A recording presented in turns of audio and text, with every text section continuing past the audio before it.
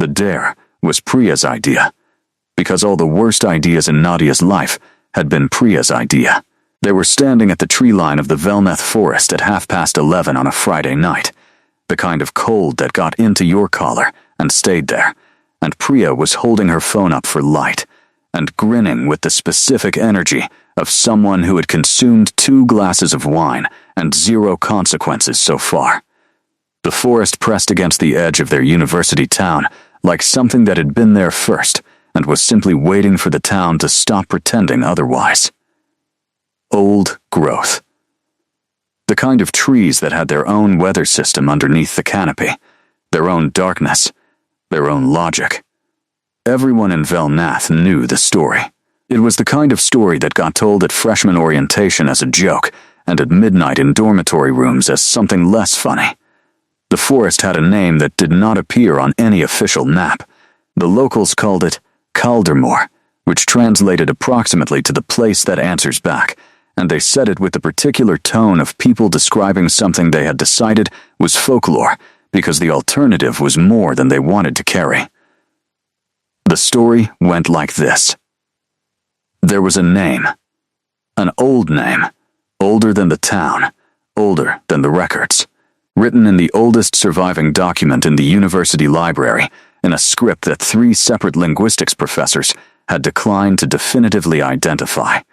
The document described a sovereign of the forest territories, a figure that predated written memory, and it gave the name that was his true one, the one that had power in it, the one you were not supposed to say.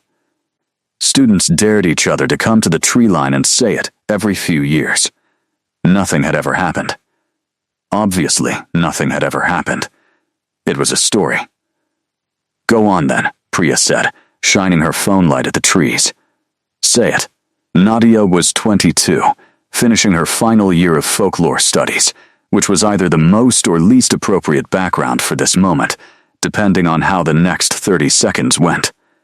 She had spent 4 years reading about liminal spaces and the logic of transgressive ritual and the specific cultural function of forbidden names in pre-modern European traditions, and she knew, intellectually, that the name in that document was almost certainly a corrupted transcription of a regional dialect term for forest spirit, generalized over centuries into a proper noun through the usual process of legend formation. She also knew that she had been reading about Caldermore specifically for her thesis for 8 months, that she had spent more time with that document than any other researcher in the university's history, and that there was something about the name on the page that had been sitting in the back of her mind like a stone in a shoe.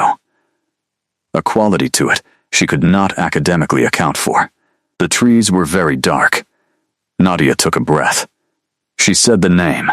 She said it the way she had been reading it in her head for 8 months, with the vowel length and consonant weight that the original script suggested, the way a linguist said a word rather than the way a tourist did, with the specific intention of producing the actual sound rather than an approximation of it. Kadron.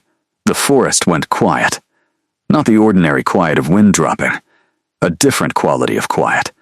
The kind that arrived when something very large stopped moving, the kind that had presence in it. Priya's phone light flickered. Both of them registered this without speaking.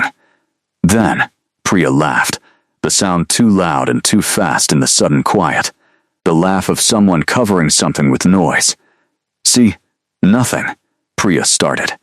Something moved in the trees, not the something of an animal, the something of intention.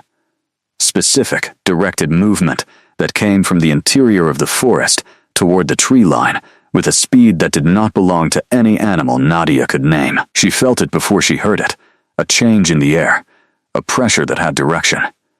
She turned. He was standing 3 feet behind her.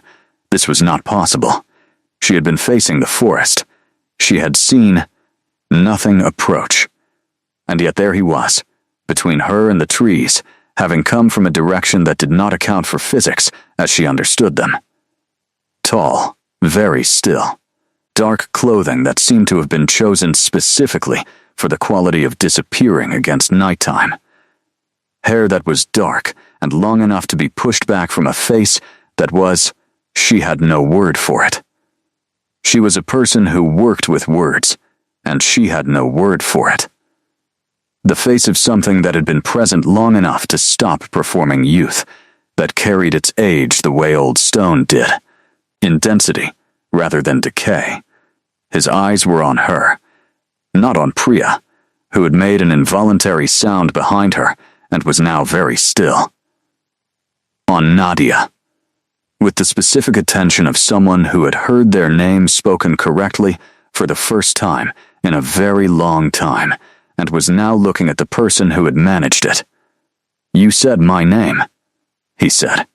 His voice was low and even, and had that quality of being more present than the space it occupied, like sound heard in a room with good acoustics, carrying rather than projecting. It was not accusatory. It was something else. Careful, calibrated, Nadia's heart was going very fast. Her academic brain was producing a list of rational explanations and discarding them in rapid succession. She was also aware that she was not running, that some part of her was not running, and she was not entirely sure why. "Yes," she said. Her voice was steadier than she had any right to expect. His eyes moved across her face, reading something. "How?" he said. "The document," she said. "In the university library. The pre-migration text in the restricted archive. I've been studying it for 8 months. A pause that had weight in it. That document has been in that archive for 200 years, he said. No one has read it correctly. I'm a linguist, she said. Specifically, I study pre-modern regional dialects of this territory. Something moved in his expression. Not surprise exactly. Something slower. The recalibration of a person adjusting an assumption they had held for a very long time. Behind Nadia, Priya made a small sound that was either going to become a question or a scream. Before it could become either, Nadia turned and said, "Go back to the car." Priya looked at her. "Go back to the car," Nadia said again. "I'm all right." Priya looked at the man standing at the tree line in the dark. Then, back at Nadia. Then she walked very quickly back toward the road, and her footsteps faded, and then there was nothing but the forest, and the dark, and the particular quality of silence that had settled back in around the two of them. Nadia turned back. Kadrin was still there. Still watching her with that attention she was beginning to understand was not threatening. It was interested. Specifically, precisely interested in her in a way that had nothing predatory in it, and something else entirely that she did not yet have a category for. "You should be afraid," he said, not as a threat, as information. "I know," she said. "I'm working on it." She paused. "You should know that I've spent 8 months reading everything written about you, which means I know considerably more about you than you know about me, which might be an advantage." Something moved at the corner of his mouth. Almost nothing. Almost the beginning of something. "Tell me your name," he said. "Nadia," she said. He said it back to her. The way he said it made it sound like a word in his language. A word that had meaning beyond the sound of it. He said it like someone trying out a wait. The forest was dark and cold behind him, and the town lights were warm behind her, and she was standing on the exact boundary between both. Which was, she thought, exactly where she had been standing for most of her academic life, without quite realizing it. "Why did you come here tonight?" he said. "A dare," she said honestly. "My friend bet me I wouldn't say it." He looked at her for a long moment. "And would you have come without the dare?" She thought about the 8 months of research, about the specific feeling of reading that document, about the stone and a shoe quality of his name sitting in her mind, waiting. "Yes," she said. Eventually, he nodded. Once, as if this confirmed something. "Walk with me," he said. "I will not harm you. You have my word, and that word has held for 3 centuries and will not break tonight." She looked at the tree line, at the dark beyond it, at him. She walked. The forest changed when he moved through it. This was not metaphor. The quality of light shifted. the darkness redistributing itself around him in a way that left her able to see the ground beneath her feet even without her phone, as if the forest extended to him a courtesy it did not offer ordinary visitors.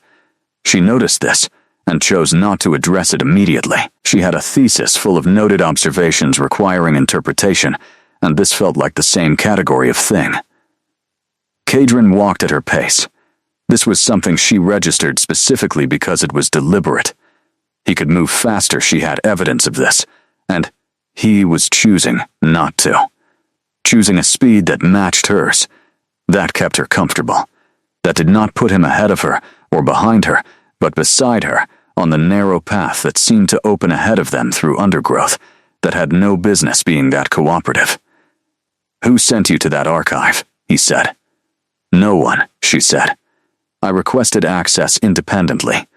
My thesis is on liminal space documentation and pre-migration regional texts. The Caldermore document is the oldest surviving example from this territory. What drew you to it specifically?" She thought about how to answer this honestly. "The language," she said. Most documents from that period and region use a standardized written form that was imposed by administrative authorities. The Caldermore document uses something older, a vernacular that predates the administrative language by at least 3 centuries, based on phonological markers. Someone wrote it in the language they actually thought in, rather than the language they were supposed to use. She paused. "I find that interesting. The things people write in their actual language, rather than their official one." He was quiet for a moment. The path curved, and she followed it without understanding how she knew to. "That document was written by a man named Torev," he said, "a scholar who lived at the edge of the forest territories. He came to me with questions. I answered some of them. He wrote what he understood, and some of what he didn't." "You knew him," she said. She felt him look at her without turning her head to confirm it. "Yes," he said. She did the calculation. The document dated to approximately 700 years ago. She added this to the list she was building of things that required a fundamental reorganization of her understanding of what was possible. "What did you answer?" she asked. He was quiet for a few steps. "Questions about what the forest is," he said finally. "What I am.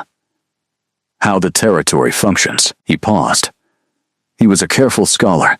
He wrote down what he could verify and marked clearly what was interpretation. The name in that document is written in a notation he developed himself because there was no existing script that could capture it correctly. "Which is why no one else has pronounced it accurately," she said. "For 700 years. Yes, his voice carried something. She was learning to identify the undercurrents, what was behind the evenness. This one was the specific weight of a long wait ending. She stopped walking. He stopped beside her. They were in a clearing she had not seen approaching, circular, with a break in the canopy above, through which stars were visible in the particular density of unlight-polluted sky. The clearing had the quality of a place that was used for something specific, not recently, but regularly, over a very long time. "Why did you come when I said it?" she asked. She turned to face him. She wanted to see his face when he answered. He was looking at the stars, not avoiding her question. Considering it. His profile in the dark was the profile of old paintings, the kind of face that appeared in art from periods where the subject had sat for a long time, and the painter had had enough time to find what was underneath the expression. "My true name is not a sound," he said finally. He turned to look at her. "It is a frequency, a specific resonance. For 300 years, no one has produced it correctly. When you did, I heard it the way you hear your name in a crowded room. Involuntary, immediate." He paused. "I came because I have been waiting to hear it said correctly for longer than I can calculate without it feeling like a reproach." She absorbed this. "Can I ask you something academic?" she said. His mouth moved. That same almost thing at the corner of it. "Yes, the document includes a passage that Torev marked as interpretation," she said. He writes that the sovereign of the forest territories can only be truly invoked by someone who understands what they are invoking, not just the sound, the meaning behind it. She paused. My linguistics background tells me that's a poetic way of saying pronunciation requires understanding the phonological system of the source language. But the way he writes it suggests he meant something else. Kadrin looked at her for a long moment. "What do you think he meant?" he said. She thought about the 8 months. About the specific feeling of that document. About reading his name on the page and understanding it differently than as a collection of phonemes, understanding it as a thing that meant something, a specific thing, before she could even identify what the meaning was. "I think he meant that the name carries information about what you are," she said slowly. "And to say it correctly, you have to understand what you're saying, not just how to say it, what it means." A silence. "Yes," he said quietly. "That is what he meant." She looked at him. "So I understood something about what you are before tonight. You have been understanding it for 8 months," he said. In the document, she thought about the reading, about the specific quality of the text, the way it had felt different from other documents, the way she had kept returning to it. "What am I understanding?" she asked. He looked at the stars again, then at her. "In your language there is no single word for it," he said. "In the old dialect there is." He said a word she had not encountered in the document. She repeated it back to him. The vowels were wrong. He corrected her without making it a correction, just producing the sound again. She tried again. "Closer. What does it mean?" she asked. He was quiet long enough that she thought he might not answer. "Something that is not bound by ordinary time," he said finally. "Something that exists in multiple moments simultaneously, that remembers everything and cannot stop remembering." He paused. "Also, in older usage. Something that is waiting for a specific thing without knowing what the specific thing is until it arrives." She stood in the clearing in the star-visible dark and held that. "You were waiting for someone to say your name correctly," she said. "I was waiting," he said carefully, "for someone who could." She understood the distinction. She was a person who worked with language, and she understood exactly the difference between what he had said and what he had not said, and she understood that both were true simultaneously. "What happens now?" she asked. He looked at her with that attention that she was beginning to understand was not dangerous. It was the most completely focused thing she had ever experienced. The feeling of someone present to you in a way that did not want anything from you, that was simply entirely there. "That," he said, "is your decision." She looked at the forest around them. At the clearing, at the stars through the gap in the canopy, at the man who had been waiting for 700 years for a sound and had gotten it from a graduate student on a dare at 11:30 on a Friday. "Tell me about the territory," she said. "I've been reading about it for 8 months. I want to hear it from you." Something settled in his expression. The particular settling of someone who has been braced for a long time and is cautiously adjusting to the possibility that the bracing might not be necessary. He sat down on the roots of an old tree at the edge of the clearing. She sat a careful distance away, close enough for conversation, far enough to demonstrate that she was choosing proximity rather than defaulting to it. He began to speak. He spoke for 2 hours. She listened with the quality of attention she brought to primary source material, the kind of listening that did not interrupt and did not perform response, that simply received and retained and held the shape of what was being given. He spoke about the territory the way someone spoke about a home they had built over so long a time that they had stopped noticing most of it. The forest had boundaries that did not appear on maps, and they were not arbitrary. They followed geological lines, water table shifts. The specific acoustic properties of the soil that he described in terms she had never heard applied to landscape, but which made sense when he explained them. The territory had logic. It had a system. He had governed it for 300 years, and before him, Others of his kind had governed it for longer than written record. His kind. She let this sit without requiring it to be more defined than it was yet. She had enough data to construct a working theory, and she would refine it as she gathered more, which was how she handled everything. By the time he finished, the stars had moved, and the clearing was colder, and she had filled approximately 6 pages in the small notebook she carried everywhere, which she had produced early in his account, and which he had observed without comment. "You're writing this down," he said. "Force of habit," she said. "I can stop." No. He looked at the notebook with an expression she was beginning to be able to read.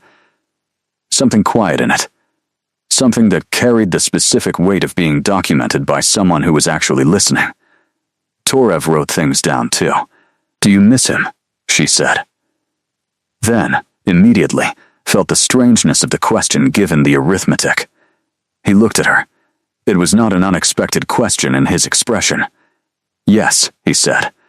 3 centuries is long enough that grief becomes something else. Not less, exactly, more integrated. He is part of how I understand this forest, because he wrote about it, and I read what he wrote, and sometimes his understanding of it has become my understanding." She wrote, "Grief integration, temporal scale, how extended beings metabolize loss." Then, she looked up. "Can I ask you something personal?" He said, "You have been asking personal questions for 2 hours. Fair," she said. She looked at her notebook. "Do you get lonely?" The forest settled around them.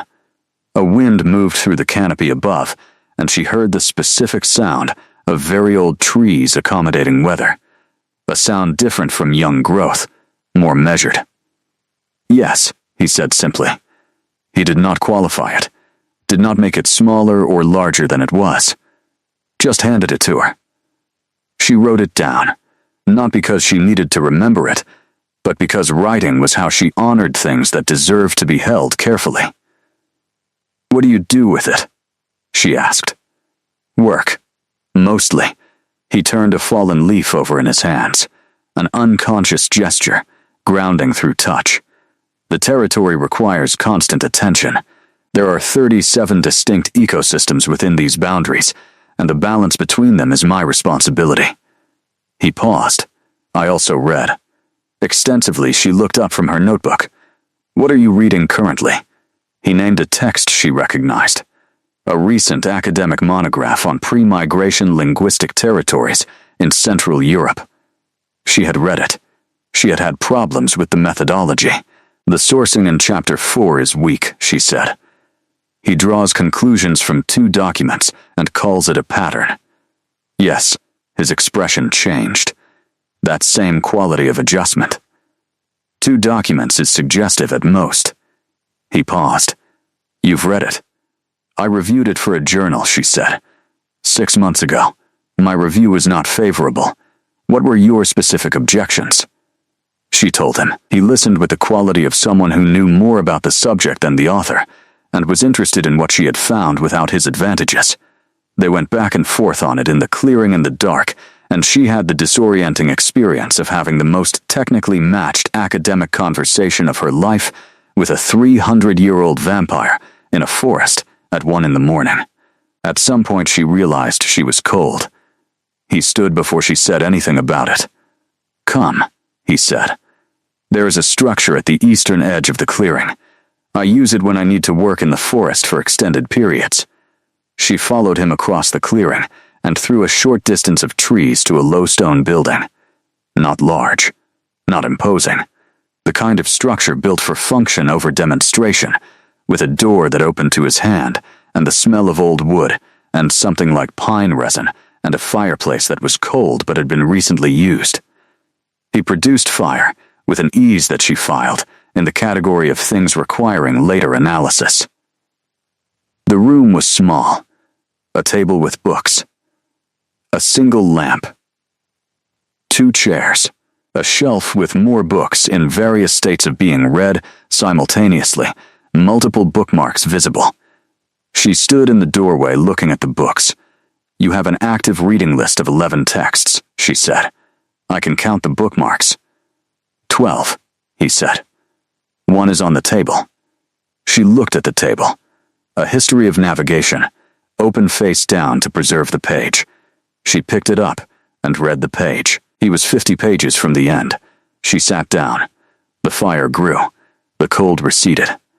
Outside, the forest made its quiet adjustments to the late hour, the sounds of nocturnal things going about their business without reference to human schedules. My supervisor is going to lose her mind when I tell her about this, Nadia said. Are you going to tell her? He asked. Eventually, she said, when I have enough material to write it properly. She paused.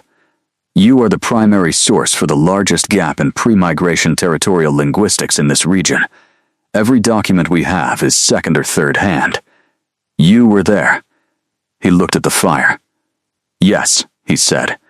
Would you be willing to talk to me? Not just tonight, more formally. On the record. She paused. I understand if not. I understand that there are reasons to remain undisclosed. But if you were willing, the academic implications would be significant, he said. The word that does not translate, she said. The one you said in the clearing. He looked at her. She said it back to him. Better than her first attempt. Not correct yet, but closer. His expression did something complex. Almost, he said. The second vowel is shorter. She said it again. Yes, he said quietly. Like that. She wrote the phonetic notation in her notebook. When she looked up, he was watching her with that full, specific attention. Tell me what it means again, she said.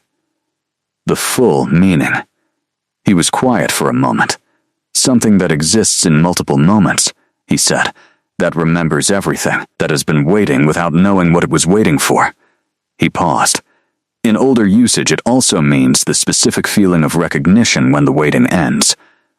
She looked at her notation, at the word on the page. I'd like to come back tomorrow, she said, with better recording equipment and a formal interview framework, if you're willing. He looked at the fire, then at her. Yes, he said. I'm willing. She closed her notebook. The fire was warm. Outside, the forest was doing what forests did at 2 a.m, when the humans had mostly gone to sleep.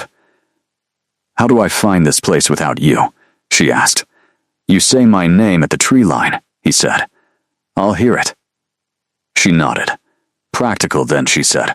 I'm sorry I came here on a dare. You deserved better than that for a first meeting. He looked at her for a long moment. The corner of his mouth moved. The same almost thing she was beginning to understand was the outermost edge of his smile. You still said it correctly, he said. The reason doesn't change the result. She gathered her notebook and her coat. He walked her back through the forest to the tree line, the path opening before them again, in that cooperative way, the darkness redistributing itself courteously. When she reached the road, she turned back. He was at the tree line, not following, just present. Kadrin, she said. Correctly, he inclined his head. Nadia, he said. She walked back to the road where Priya's car was still waiting with Priya inside it, and she got in, and Priya looked at her with the expression of someone who had been sitting alone in a dark car for 2 hours, reassessing the concept of dares. Well, Priya said. I have a lot to process, Nadia said. Are you all right? Yes, she said. I think I'm more all right than I've been in a while, actually. She looked out the window at the tree line. The dark was just dark from here. But she knew what was in it. Her supervisor, Professor Aldrich, was a woman who had spent 30 years making folklore academically defensible and had developed a comprehensive immunity to being surprised. She received Nadia's preliminary account on Monday morning with the expression of someone processing information through multiple filters simultaneously. Let me understand, she said. You made direct contact with a primary source entity for the Caldermore documentation, and he has agreed to formal interviews. Yes, Nadia said. A living primary source. living being a relative term, who has direct memory of the period the document describes. Yes. Aldrich was quiet for a moment. She picked up her coffee, put it down without drinking it, picked it up again. The academic implications of this, she said carefully, are considerable. I know. Your thesis framework will need to be restructured entirely. I know. Aldrich looked at her for a long moment, with the assessment of someone reading a student she had known for 4 years and identifying something new in them. You went back yesterday. Yes, Nadia said. 4 hours of recorded interview.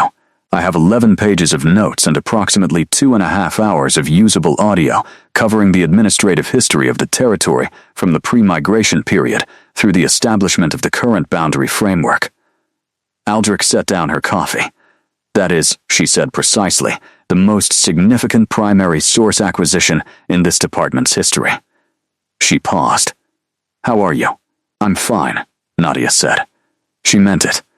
She had gone home Saturday night and slept 6 hours and woken up clear, which was different from the complicated morning quality she had been carrying through her 4th year, the low-grade anxiousness of a thesis that wasn't quite resolving.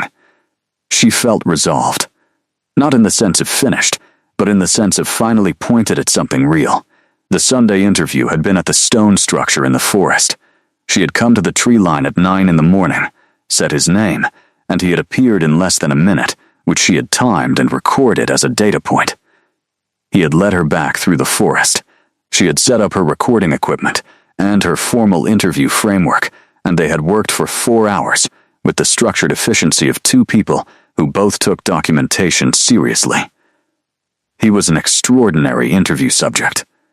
He answered exactly what was asked, with the precision of someone who had spent centuries learning the difference between what he knew and what he inferred. He flagged uncertainty. He provided sourcing where he had it. He corrected her working assumptions without making her feel corrected. He also made tea at some point without making a production of it, and the tea was, for the second time, exactly right. She had asked about this on the way out. How do you know how I take it? He had paused. I pay attention, he said. She had written this in her notebook under the heading Observational Capacity, and then looked at the entry and acknowledged to herself that it was not entirely an academic notation. The 3rd interview was Wednesday. The 4th was Friday. By the following week, they had established what was effectively a research schedule, 3 sessions per week, 2 to 3 hours each, working chronologically through the territorial history. She prepared questions in advance. He reviewed them and occasionally sent back a single sentence the night before via a method she had not yet fully investigated, a folded piece of paper that appeared on her desk in the morning with the specific quality of having been placed rather than slid under the door, though her door had been locked. His notes were in an old hand but legible. Corrections, additions, things he wanted to address that her questions didn't capture. She began incorporating these into her preparation. 3 weeks into the research schedule, Priya cornered her in the library. You're different, Priya said, without preamble. I'm working well, Nadia said. That's not what I mean, Priya said. She sat down across from her and looked at her with the attention of someone who had been watching her closely for 4 years. You went from finishing your thesis, but not really to actually finishing it. But that's not the whole thing either. Nadia looked at her laptop. I made significant contact with a primary source, she said. It's changed the research. Priya looked at her for a long moment. He's very she started. Don't, Nadia said. I'm just saying I was there for 3 seconds, and I noticed certain things about he's a research subject, Nadia said. Priya looked at her with the expression of someone who had known her long enough to have a detailed picture of when she was being accurate and when she was being careful. Sure, Priya said. Nadia closed her laptop. He is a 300-year-old vampire sovereign who governs a forest territory and has direct memory of events 7 centuries prior, she said precisely. He is an irreplaceable primary source for my research. That is what this is. Priya opened her mouth, and I'm aware, Nadia said, before Priya could speak, that I voluntarily extended the research schedule 3 times, and that I now prepare for the interviews with a thoroughness that exceeds academic necessity, and that I walk to the tree line on non-interview days sometimes, for reasons I haven't fully articulated. I'm aware of all of this. Priya closed her mouth. I'm dealing with it academically, Nadia said, by which I mean I'm documenting it carefully and not acting on anything prematurely, and being very precise about the distinction between what is research and what is something else. That is the most Nadia way possible of having feelings, Priya said. I'm aware of that too, Nadia said. She went back to her laptop.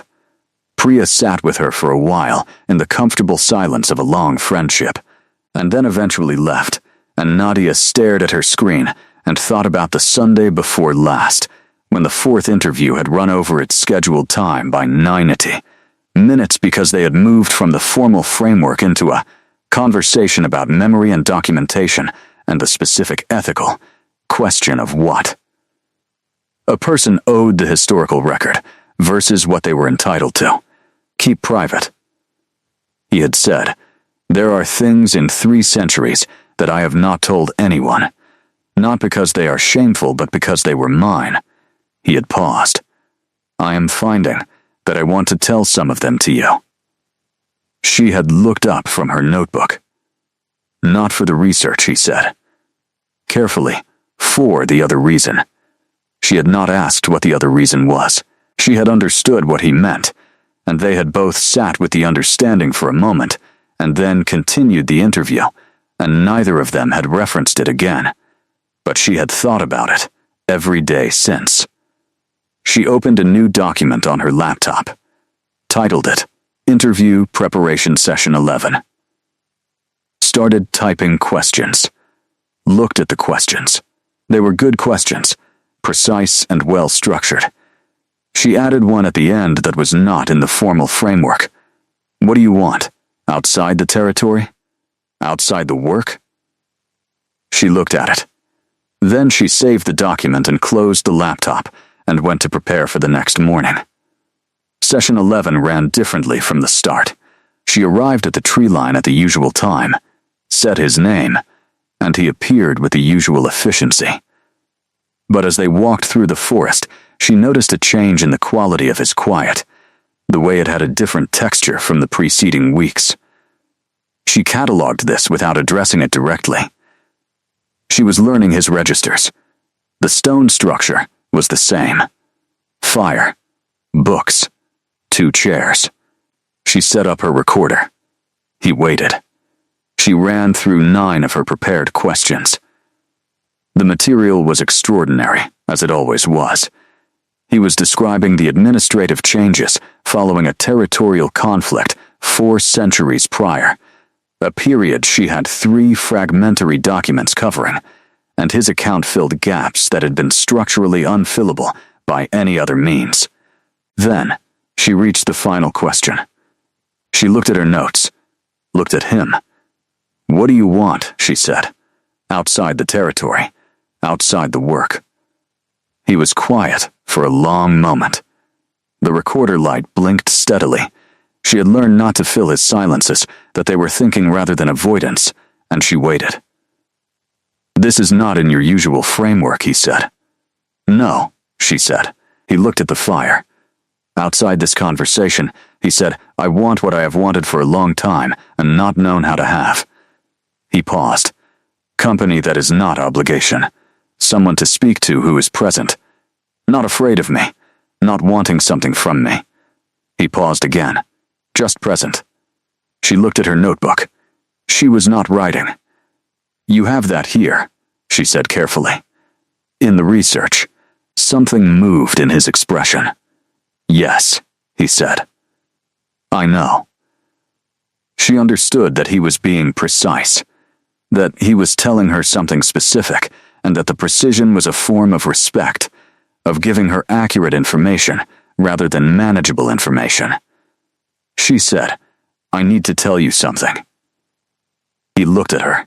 I came here initially because I had spent 8 months with a document, and I needed to understand it better, she said. That's true. She paused. I have also been coming back because I want to, not just for the research. She looked at her notebook. I'm not confused about the difference. I've been careful about distinguishing them, but I think I've been using the research framework to defer something that I should probably address directly. He was very still. I don't know what this is, she said, referring to the space between them. I don't have a framework for it. That is a genuinely unusual experience for me, because I have a framework for most things. She paused, but I know that when I walk to the tree line on non-interview days, I'm not going because of the thesis. The fire made its sound. The forest outside was doing what it did. He said her name. Just her name. The way he had said it the first night, as if it were a word in his language that meant something. She looked up. I have been alive for 300 years, he said. He said it not as a barrier, but as information, the way she appreciated. I have had, he paused, selecting the word carefully, connections before. I understand what they are and what they cost. He looked at her directly. I am not confused about what I feel. I have been precise about it for several weeks. She absorbed this. The specific weight of someone who did not say things they did not mean, telling her exactly what he meant. There is a practical reality, she said, which is that you are permanent, and I am not. Yes, he said. I know this more concretely than you do. He paused. I am not offering you a solution to it. I am not going to pretend the asymmetry doesn't exist. What I can tell you is that I have thought about it carefully, and my conclusion is that the time there is worth more than the protection of not engaging with it. She thought about the work. About 11 sessions of extraordinary research, about the conversations outside the framework, the ones about the monograph methodology and the reading list and the specific sound of old trees in wind, about the tea that was always exactly right, about walking to the tree line on days she had no scheduled reason to be there. I'm going to keep coming here, she said, whether we address this or not. The research needs months more, and I would be here regardless. I know, he said. So we're already in it, she said. He looked at her with that full specific attention. We have been in it, he said, since you said my name. She closed her notebook. The recorder was still running and she would deal with that later, would probably delete this portion or keep it. She hadn't decided, but either way it was her data and her decision. She said, I don't want to be careful about the wrong things. He waited. I've been very careful my whole life, she said, about being rigorous, about not drawing conclusions from insufficient data, about not letting feeling compromise the work. She paused. I think I've applied those habits to things they were never meant to apply to. He stood from his chair, crossed the small distance between them, and crouched in front of her chair so they were at eye level. Not crowding, offering. His hand came up slowly, and she understood that it was offered rather than taken, waiting for her to decide. She looked at it. Then, she covered it with hers. His hands were cool. She had known this from the first night. She held his hand in both of hers and felt the temperature and the steadiness and the specific quality of something that had been patient for a very long time, carefully receiving what it had been patient for. I'm going to be difficult sometimes, she said. Academically, I'll push back on things I think you're wrong about. I'm counting on it, he said. And I'm keeping the research separate. Whatever this is doesn't change the methodology. Of course, he said. The corner of his mouth. That almost thing that she understood now was full warmth expressed at a scale calibrated to 3 centuries of learning to be careful with it. She looked at their hands. At the firelight. At the books on the shelf, 12 texts simultaneously in progress. The navigation history open on the table. Read me something, she said, from the old dialect. Something I haven't studied yet. He stood. went to the shelf, selected a volume she had not seen before, returned to his chair and opened it, and began to read in a language that was the oldest she had ever heard spoken, that carried in it the specific frequency of something that existed in multiple moments simultaneously, that remembered everything. She closed her eyes and listened, and the forest held its quiet around them, and outside the territory went on being what it was, and inside the stone structure in the clearing, something that had been suspended for a very long time began, carefully and honestly, to move. 3 months into what neither of them had named, Nadia defended her preliminary thesis findings before the department faculty. She presented 6 weeks of recorded interviews with a verified pre-migration primary source, supported by linguistic analysis, demonstrating a direct line of continuity between the Caldermore document and the oral historical record she had documented. She did not name her source. She described him as a surviving practitioner of the pre-migration territorial tradition, which was accurate and sufficient for the academic framework. The faculty would receive more information in stages as she understood what she was ethically permitted to disclose. Professor Aldrich asked the questions she had anticipated. 2 other faculty members asked questions she had not.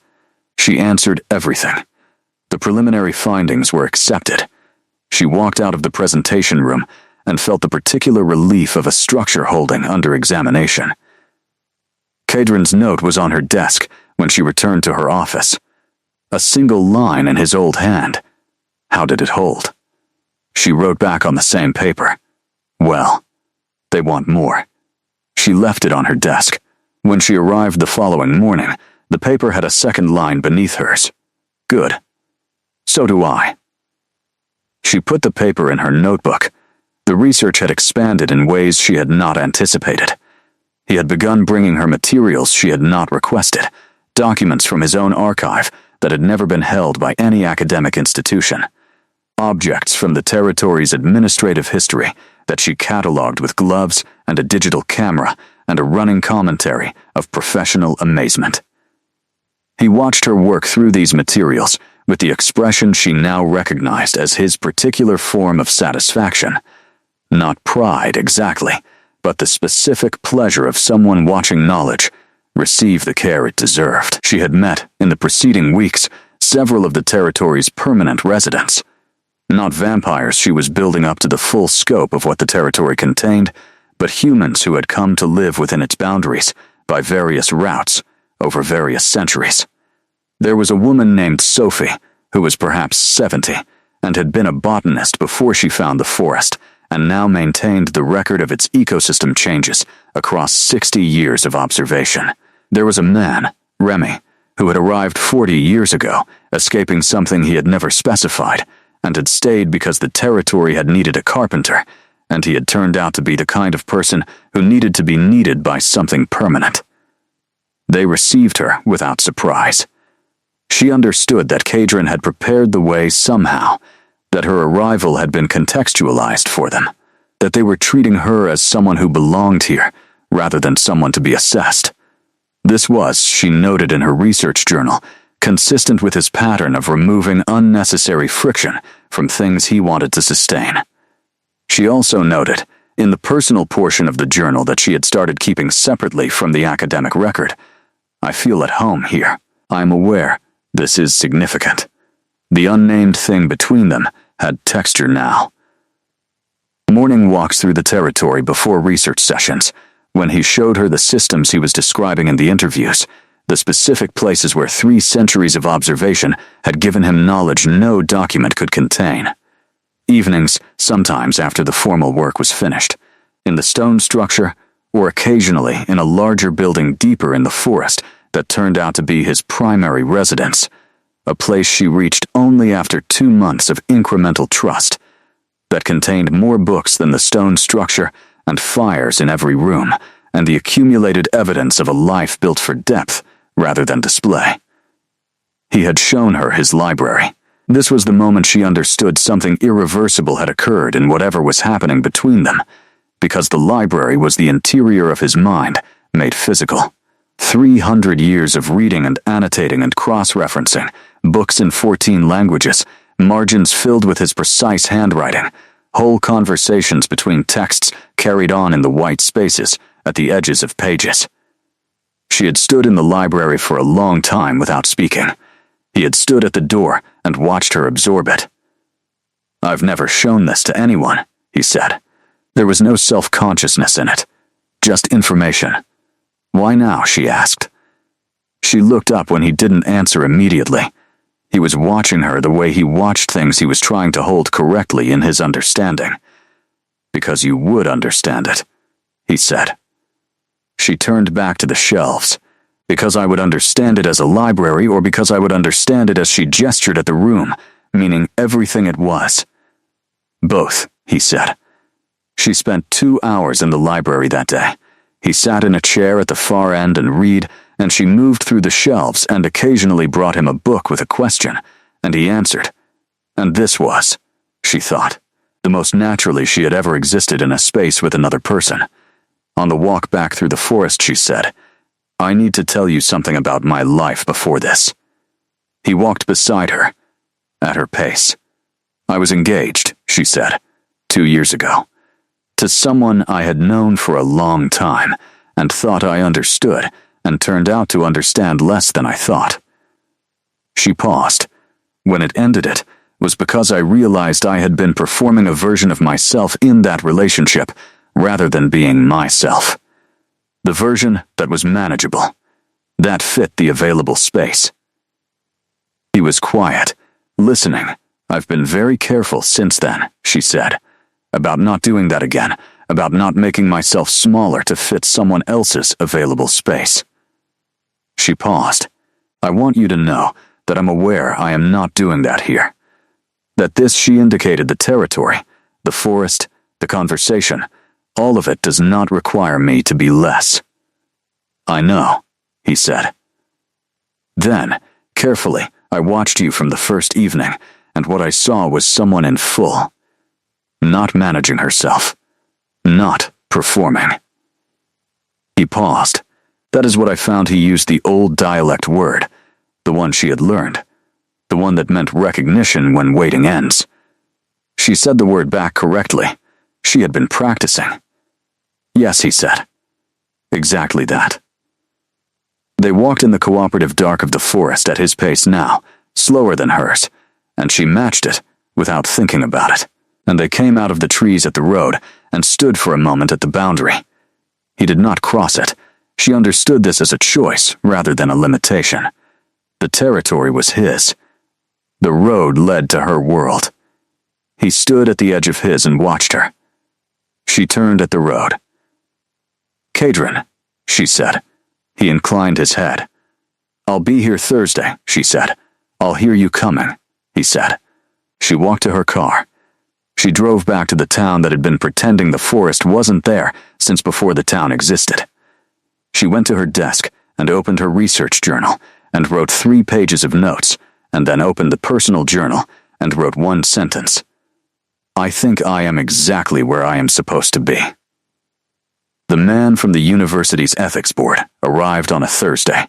He was pleasant and methodical, and carrying a document that outlined the institution's position on research involving non-human subjects with legal personhood ambiguity, which was a category that had been added to the ethics framework 2 years prior, following several high-profile cases at other institutions. He sat across from Nadia in her office and explained that her preliminary findings, circulated internally after the faculty presentation, had triggered a review. She read the document. Then, she read it again. The concern was substantive. Research involving a being of Kadrin's nature occupied a complicated space in academic ethics. Was he a research subject requiring formal consent protocols? Was he a collaborator, in which case co-authorship questions arose? Was he a primary source in the archival sense, which raised different questions about access and disclosure? The board wanted answers before the research proceeded. She spent 2 hours with the ethics board representative answering questions, and took the documentation home, and spent the evening reading it with the attention she brought to things that mattered.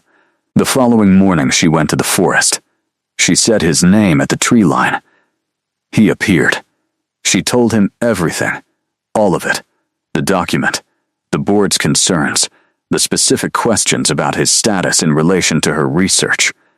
She gave him the actual language because he deserved the actual language.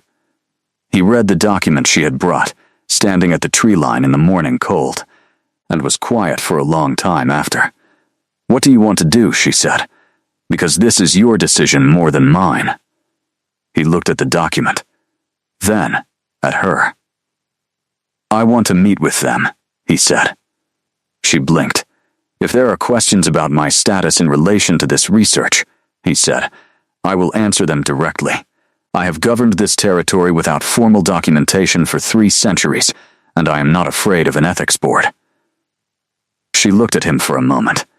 "You understand that this would mean," she paused, "a degree of disclosure. More people would know what you are." "Yes," he folded the document and handed it back.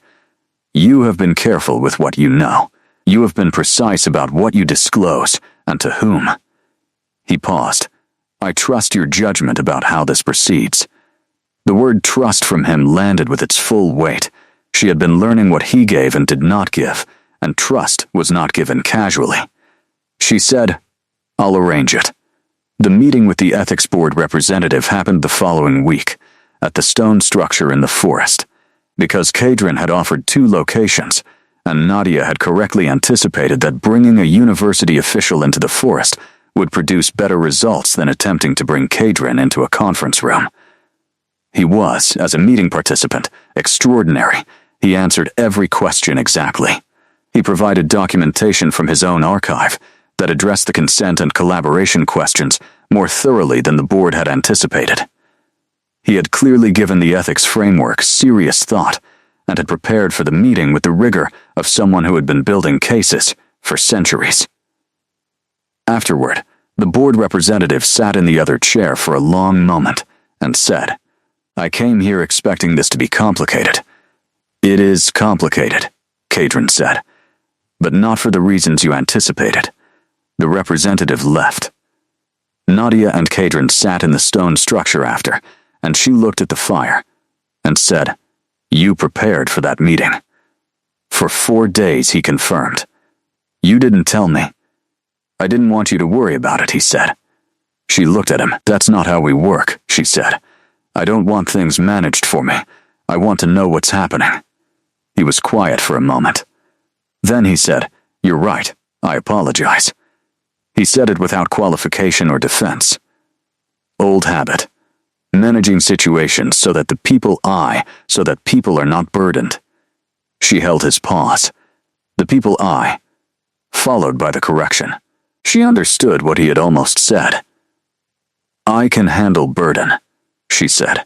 "I would rather carry things honestly with you than have them managed for me." "Yes," he said. "I understand." That was the first thing between them that needed repairing, and they repaired it cleanly, and it mattered because of how it was handled. The ethics board approved the research 3 weeks later under a framework that classified Kadrin as a collaborative primary source with full co-authorship rights over any material derived from his direct testimony. She told him when the approval came through. He looked at the letter for a long time. "I have been in this territory for 300 years, he said, "and I have never had a document that acknowledged my existence in formal terms." He paused. "This is strange." "Good strange or bad strange?" she asked. "Both," he said. He folded the letter. Kept it. She watched him and thought about what it meant to exist for 3 centuries without official acknowledgement. To govern a territory, and tend a forest, and maintain a library, and remember everything, and have none of it legible to the world outside the trees. "I'm going to fix that," she said. He looked at her. "The research," she said, "when it's published. People will know this territory exists. They'll know its history. They'll know." She paused. "Not everything. You'll decide what goes in and what doesn't. But enough." He was quiet for a long time. Then he said something in the old dialect that she was now fluent enough to follow. not translate exactly. Follow. It was the word for the feeling of being documented by someone who was actually listening. The same word he had used months ago when she had first taken out her notebook. She wrote it in her journal. Both journals. 6 months after the dare, Nadia's younger sister came to Velnath for the weekend. Zara was 28, working in urban planning, and had the quality of someone who asked direct questions without apology and expected direct answers. She arrived Friday evening with a bag and 3 questions already prepared based on the fragments Nadia had shared over the phone over the preceding months. They sat in Nadia's kitchen, and Nadia made tea, and Zara looked at her with the attention of someone who had grown up in the same house and had a detailed internal model of her sister's baseline. "You look different," Zara said. "I feel different," Nadia said. "Tell me about him." Nadia had been deciding how to tell this story for weeks, running different versions in her head, calibrating how much and in what order. She looked at her tea and then looked at her sister and decided to tell it the way it actually was. She told all of it. The dare, the forest, the name, the appearance at the tree line, the 2 hours in the clearing, the research, the ethics board, the library, the unnamed thing that had been accumulating for 6 months in the careful space between a linguist and a 300-year-old vampire sovereign who had been waiting without knowing what he was waiting for. Zara listened without interrupting. This was one of Zara's qualities. She had the patience of someone who understood that incomplete information produced incomplete assessments. When Nadia finished, Zara was quiet for a moment. "Are you safe?" she asked. "Yes," Nadia said. "Genuinely yes. I have never felt unsafe." "Do you trust him?" Nadia thought about this with the precision it deserved. "Yes," she said, "more than I have trusted most people. He is," she paused. "He doesn't want anything from me that I haven't offered. He corrects himself when he gets things wrong. He makes space rather than taking it." Zara looked at her tea. "What does he want?" Nadia thought about the conversation in the stone structure, months ago now, the specific quality of his answer. Company that is not obligation. Someone present without agenda. "He wants what most people want," she said. "Just he's had to wait longer for it." Zara considered this. "What do you want?" Nadia looked at the window, at the direction of the forest. "I want to keep going," she said. "I don't know where it ends up, but I know that what is already there is more real than most things I have had, and I want to keep building it." Zara looked at her for a long moment with the complex assessment of a sister. Then she said, "Will you take me to the tree line?" On Saturday morning, Nadia took Zara to the edge of the forest. She said his name at the tree line correctly, with the phonological precision she had been refining for 6 months. He appeared in under a minute. He stood at the tree line and looked at Zara with his full quality of attention, and Zara looked back at him with the assessment of a woman who evaluated structures for a living. He inclined his head. "Zara," he said. She had told him about Zara. He had clearly listened. "Kadrin," Zara said. She said it slightly wrong. He did not correct her. They walked in the forest for an hour, the 3 of them, and Kadrin spoke about the territory with the same generosity he brought to the research sessions, answering Zara's questions with precision and without condescension.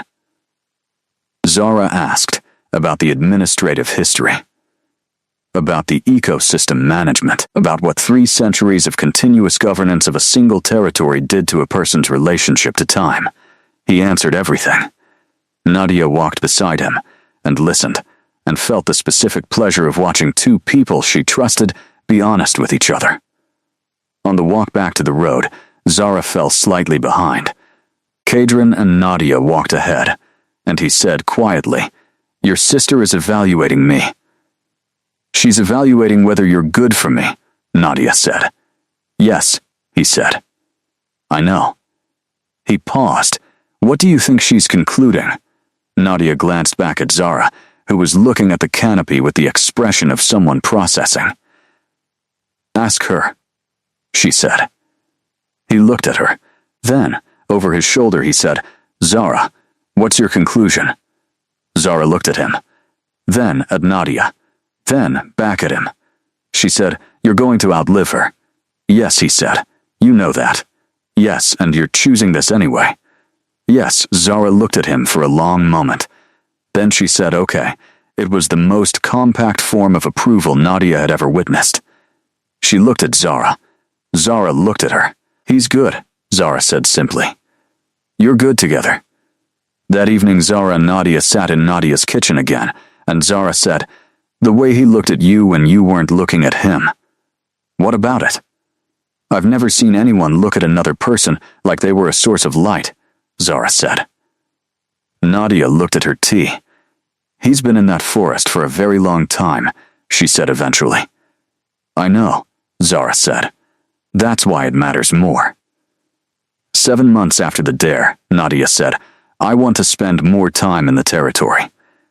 They were in his library. She had been here often enough now that she had her own shelf, a small section he had cleared without comment where her notebooks lived, and a rotation of texts she was working through.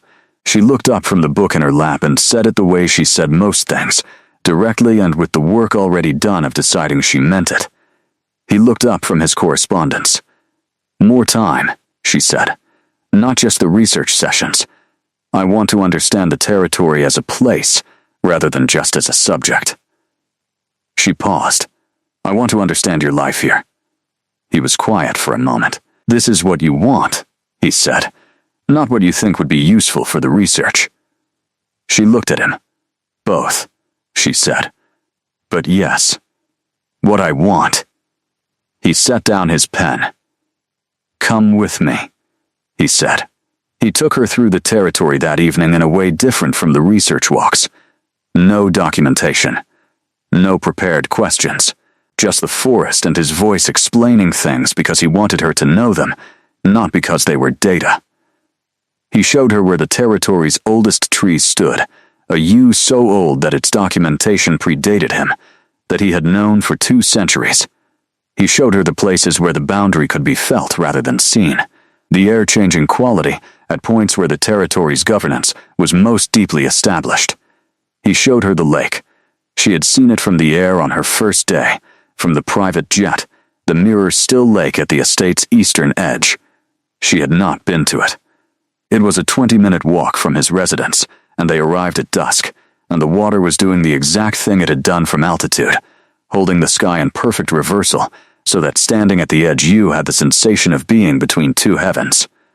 He sat down at the edge, and she sat beside him, and they watched the light change across the water for a long time without speaking. "I come here when the territory requires something difficult," he said finally.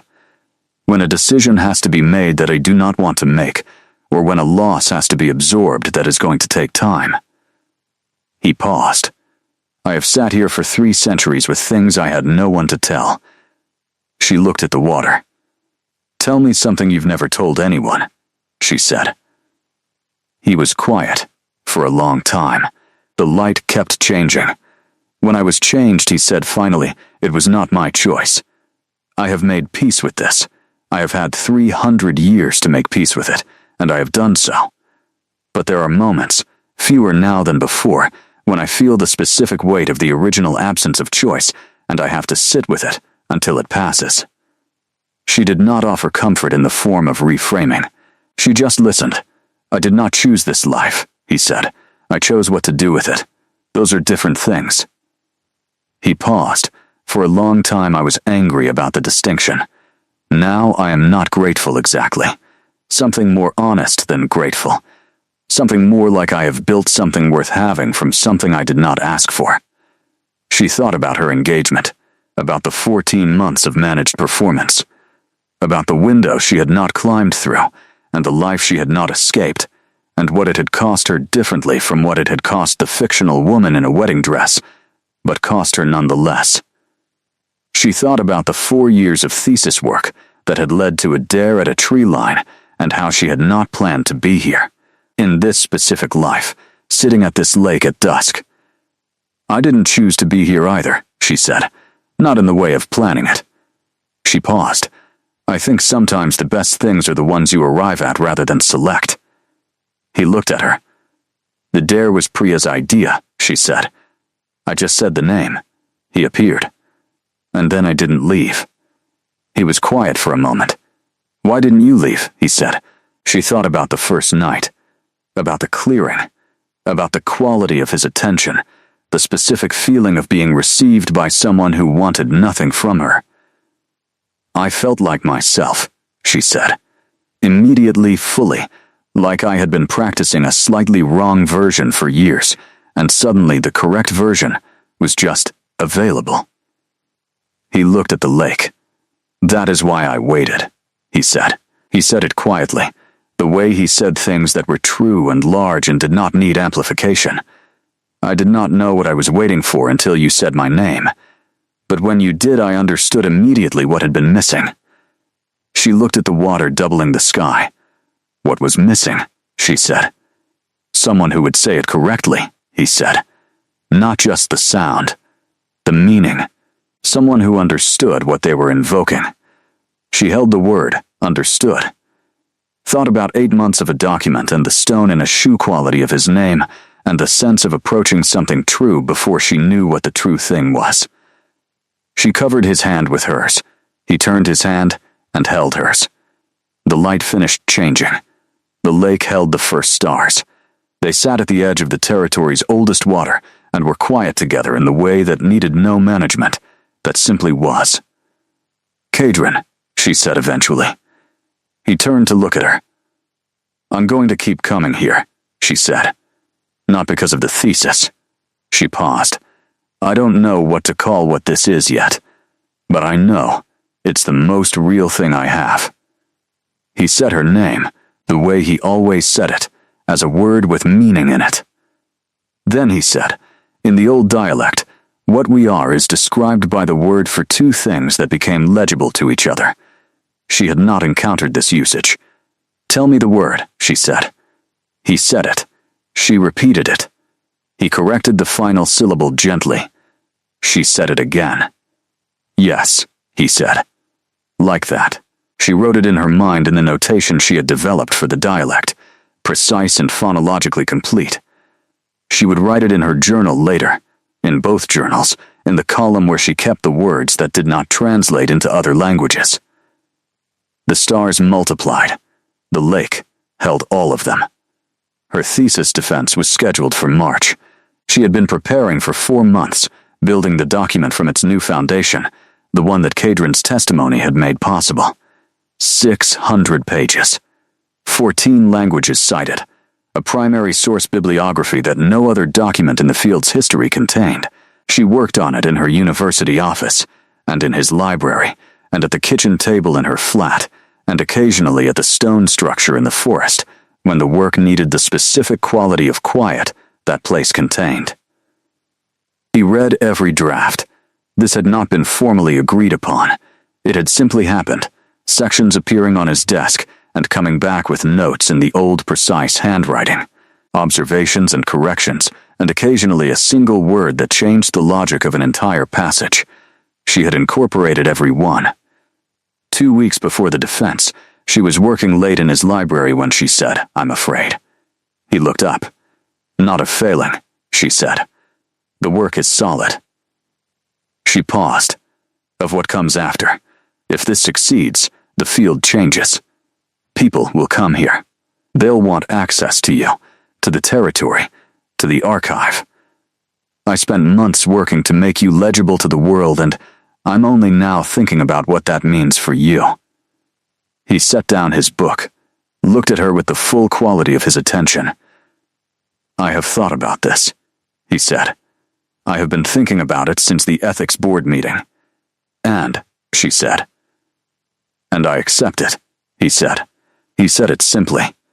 I have governed this territory in invisibility for 3 centuries, not because I chose it, but because disclosure was not safe.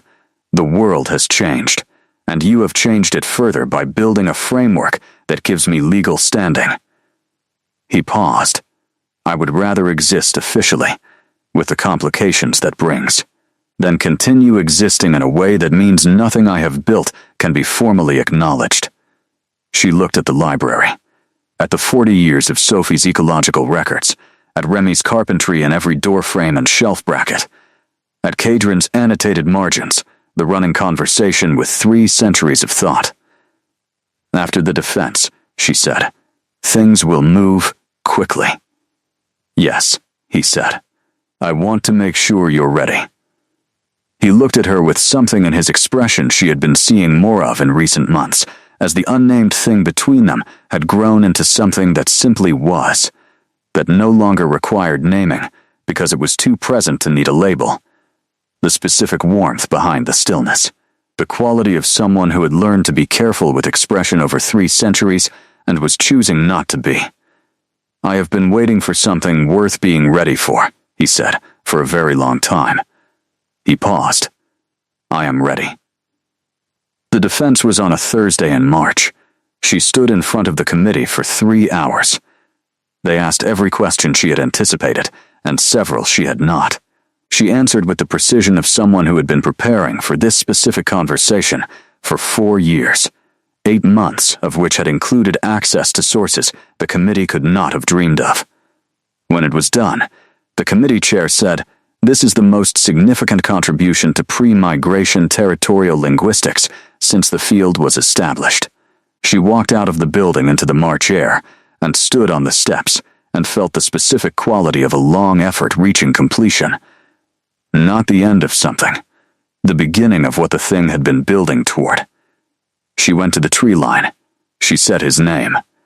He appeared in less than a minute. He looked at her face. It held, she said. He said something in the old dialect that she knew now well enough to understand without translation.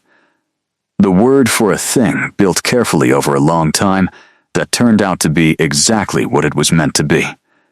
She said, "There's something I want to tell you." He waited. "I came here 7 months ago because of a dare, and because of 8 months of a document, and because I had nowhere better to be," she said. She looked at him directly. "And I have built a life here, not in the forest exactly. Here, in this work, in this territory, in this." She indicated the space between them. "I need you to know that this is chosen. Entirely chosen. Not arrived at by accident. I could have left at any point and I didn't, and I am telling you now that I have thought about it clearly and I want to stay." He looked at her for a long moment, with that full attention, the quality of it familiar now in the way of things that had become essential. Then he said, "I have been alone in this territory for 300 years. I have been careful and patient, and I have built things worth building, and they have been mine alone." He paused. "I want them to be ours." She stepped across the boundary at the tree line into the forest. She had done this hundreds of times. This time felt different. She stopped in front of him. He raised a hand and touched her face the way he had learned to, carefully, with the full consciousness of someone who did not take contact for granted. His thumb traced along her jaw.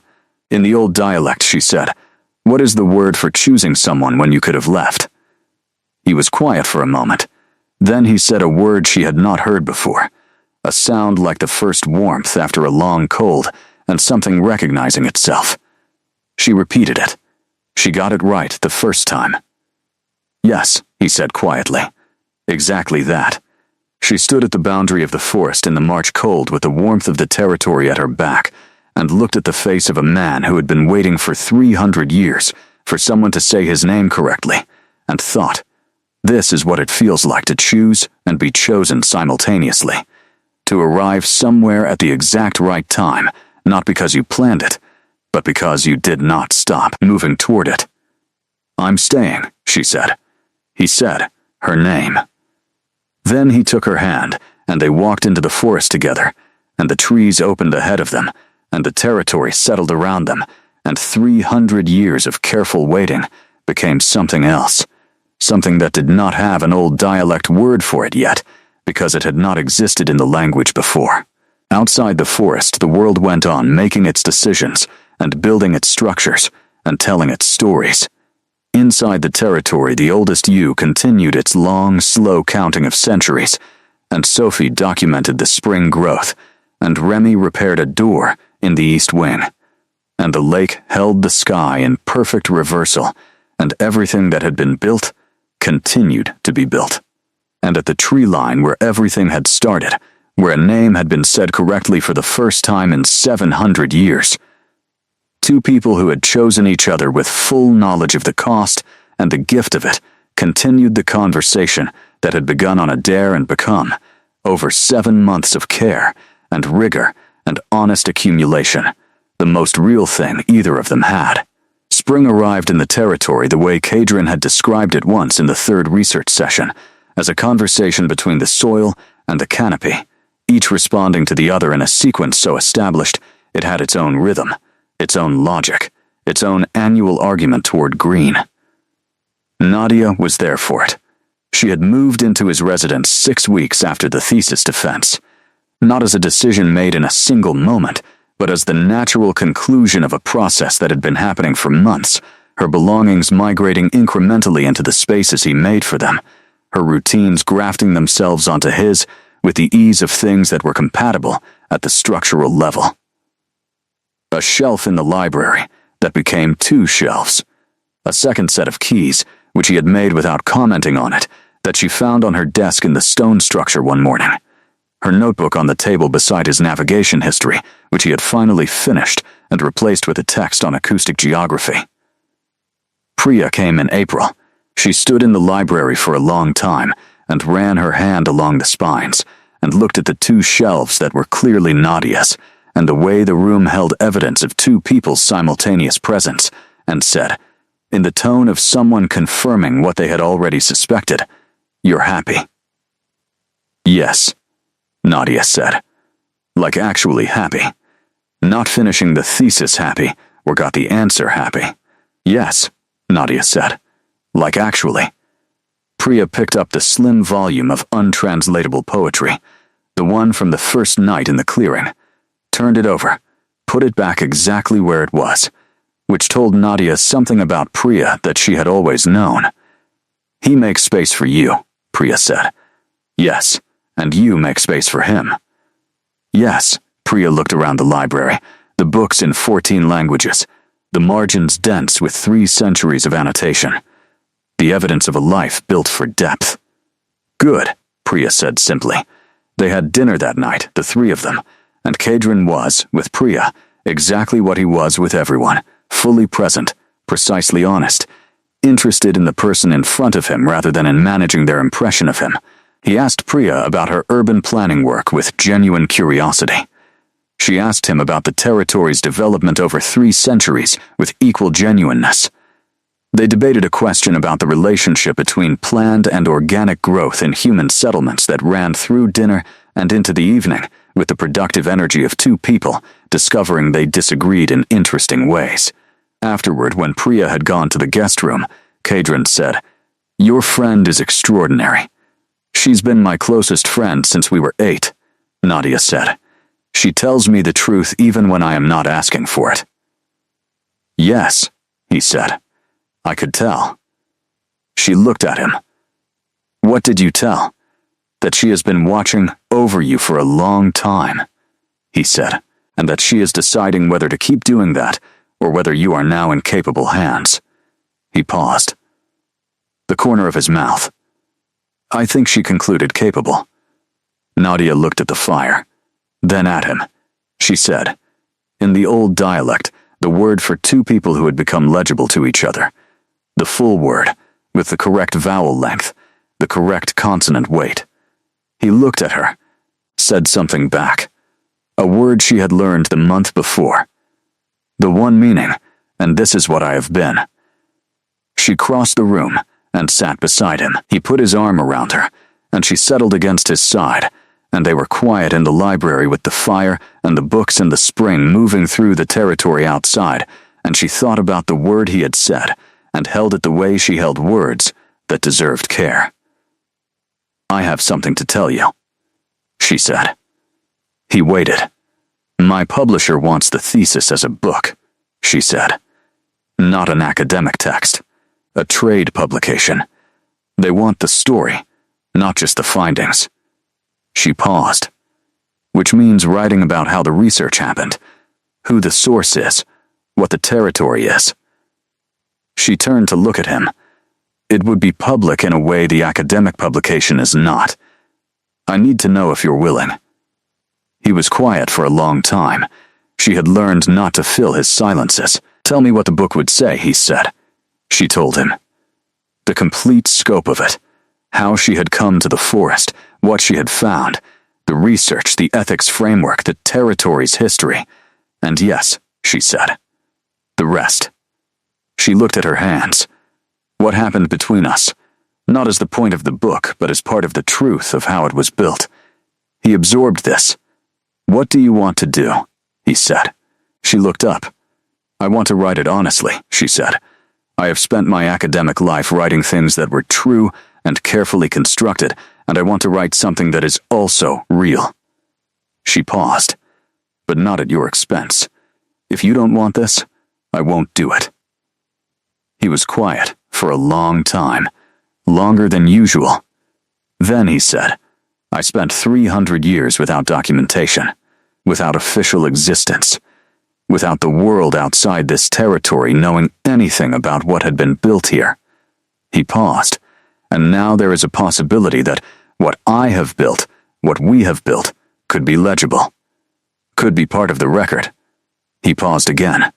Yes, write it honestly. She looked at him. All of it, he said. The dare, the name, the 2 hours in the clearing. He paused. The library. She looked at the 2 shelves that were hers. Yes, she said. She began writing the following week. She worked in the library and in her university office, and at the stone structure, and at the lake on days when the thinking needed air. He left her alone when she needed to be alone, and was present when she needed presence, and read what she wrote, and offered notes in the old precise handwriting that had become as familiar to her as her own. The book took 8 months. It was the most difficult thing she had written, because true things required a different rigor than documented things, a different accountability. She wrote about fear and precision, and the specific quality of arriving somewhere you had not planned to be. She wrote about a name that was also a frequency. She wrote about a library in a forest, and a language no living person had spoken for 700 years, and what it felt like to learn it. She wrote about choosing and being chosen, and the words in an old dialect that carried the weight of both. He read the final manuscript in a single night. In the morning he found her at breakfast and sat across from her and said, You wrote me honestly. Yes, she said. Not the version of me that would be most sympathetic or most legible to people who don't know me. He paused. The actual version. I write what I observe, she said. That's all I know how to do. He was quiet for a moment. Then he said, the passage about the lake. The things I told you there. She had written it carefully. She looked at him. It's true, he said. It's exactly true. He paused. I did not know until I read it that I had wanted someone to write it down, to put it in the record. He was quiet. Thank you. She looked at her breakfast, then at him. Then she said, in the old dialect, the word for a thing built from something you did not ask for, that became worth having. He said it back to her. Then the word for 2 things, becoming legible to each other. Then the word for choosing with full knowledge.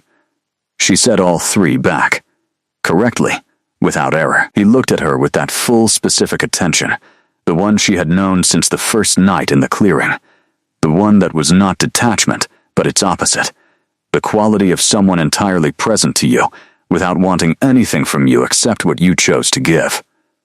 The spring continued outside. The territory made its annual argument toward green. The oldest yew counted its centuries. The lake held the sky.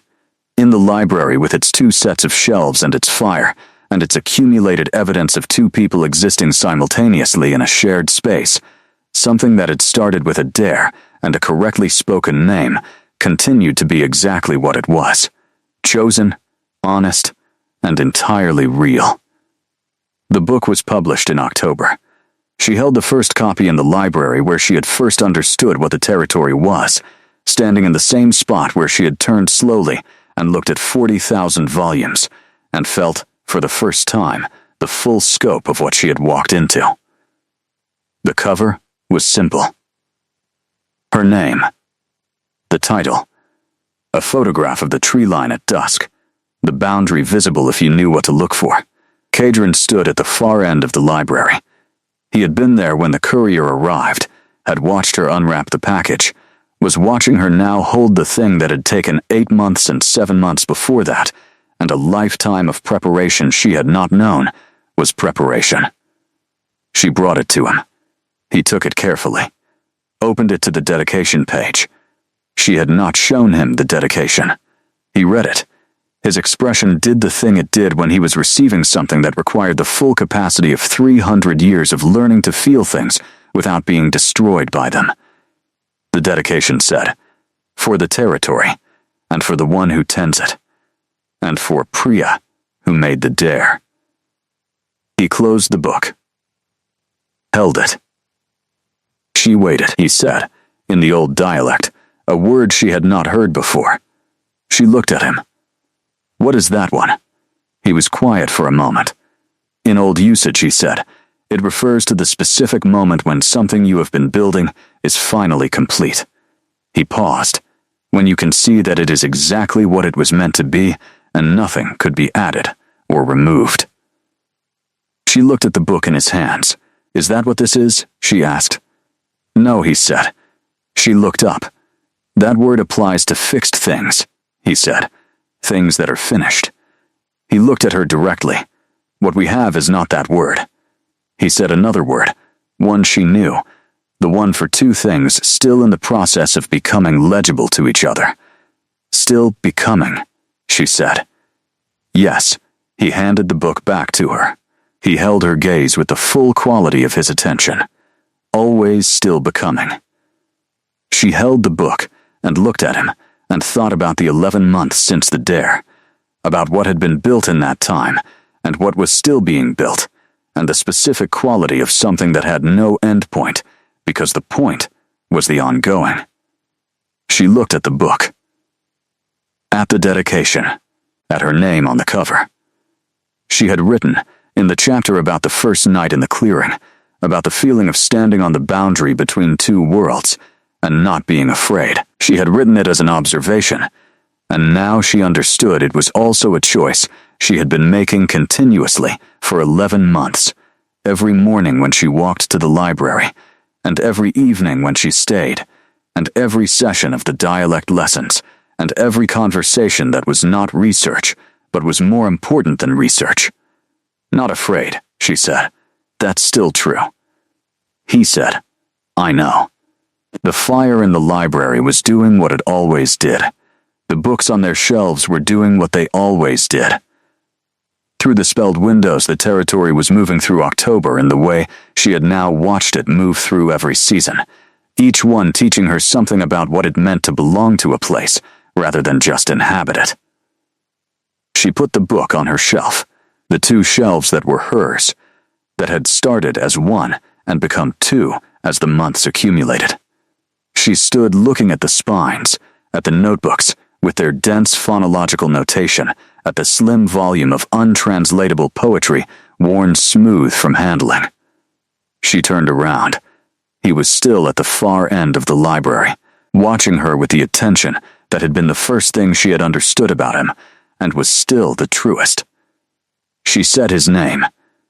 Correctly, the way she had been saying it for 11 months, with the vowel length and consonant weight and the meaning underneath the sound. Kadrin. He crossed the library, stopped in front of her. His hand came up and touched her face in the way she had learned, the way that was always offered rather than taken. She covered his hand with hers. He turned his hand and held hers. Outside, October moved through the territory. The U continued its long accounting. The lake at the eastern edge held the sky in its perfect reversal. Sophie walked the ecosystem boundary with her clipboard.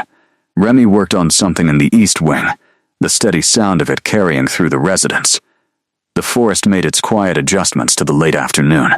Inside, in the library where the evidence of a shared life was arranged on 2 sets of shelves and a fire burned in the grate, 2 people stood in the ordinary, extraordinary present tense of something that had started with a dare and a name said correctly, and had become, through 11 months of honest accumulation, the most real thing in either of their lives.